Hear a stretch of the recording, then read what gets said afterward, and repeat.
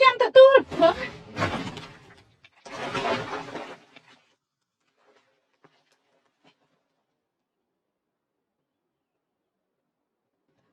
កូនប្រុសថ្ងៃនេះលេងប៉ុណ្ណឹងសិនចុះម៉ែសន្យាជាមួយកូនលើកក្រោយនឹងលេងជាមួយកូនឲ្យយូរជាងនឹងបានទេរាល់លើកម៉ែតែនិយាយបែបហ្នឹងខ្ញុំមកឡើងទម្លាប់ទៅហើយល្ងាចនេះម៉ែនឹងធ្វើម្ហូបឆ្ងាញ់ៗឲ្យកូនហូប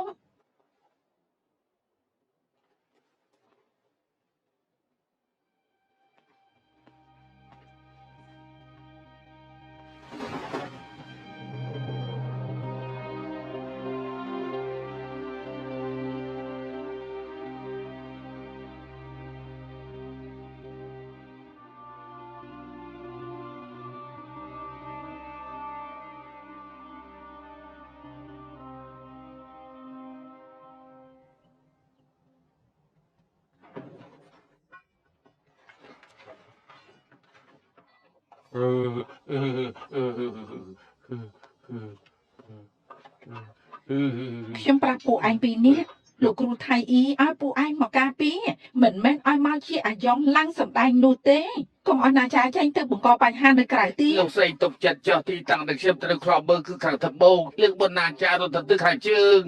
ពុទ្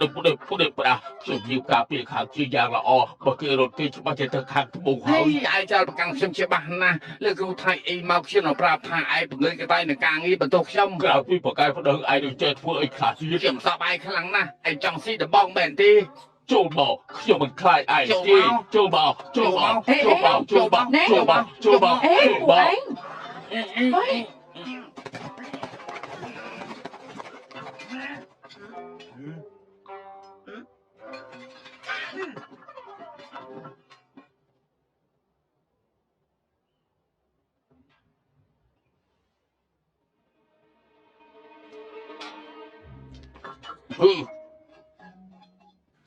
យ៉ាងម៉េចមើលស្អីហ្នឹង